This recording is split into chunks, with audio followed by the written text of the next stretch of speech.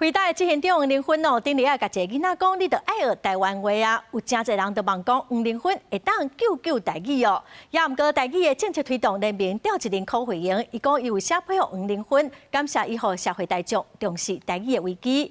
也毋過柯惠英嘛講，雖然 AI 的工具會當來協助台語的傳承，也毋過只有政策甲台灣人家己願意甲台語講轉來，才有法度真正救台語。你袂曉講台灣話哦 ，You need to learn Taiwanese。回答執行長黃玲芬用英語對台灣囡仔講一句：“你愛學台灣話”，引起各界對台語的討論。也意識到會曉講台語的囡仔愈來愈少啊。台語政策推動人民後續有寫批向黃玲芬提議。人民表示，台灣需要家己的 AI， 毋過定着愛有台灣話的語料。若咱希望 AI 在明仔載講台灣話，咱着愛在今仔日講台灣話。針對用 AI 來發展台語的議題，黃玲芬團隊嘛有回批進一步聯絡。即馬有3個人交過聯絡，所以因就希望講，AI 會當解決足儕人的問題嘛，吼，所以講因可能對這嘛真有興趣。咱救台語永遠攏是咱台灣人的代志。AI 只是會當講，互咱來做即寡代志的時陣，加較方便，加較緊。吼，但是規個環境，頭一個就是政府你的政策，愛有相對應的政策出來，互大家來閣甲台語的環境找轉來。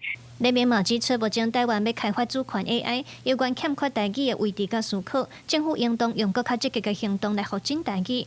嘛有研究員認為，台語 AI 要訓練甲通含華語、英語平平流利，上大困境是台語的語料庫資料無夠濟。若要發展台語，會當對現有的資源甲技術，先對台語 AI 合盤來加強做並重24點鐘的台語架構。你會當甲伊開講，你會當甲伊傳信息。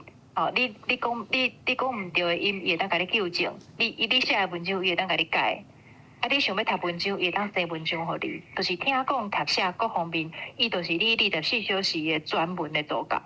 研究員嘛建議企業要介紹除了投入資源，嘛會當鼓勵對台語有興趣的少年家激頭腦提案開發 AI 工具。啊，那政府嘛着兼顧學習資源、台語地位的提升甲使用環境，互少年家願意在生活當中講台語，才會當互台語發展有如何的發展。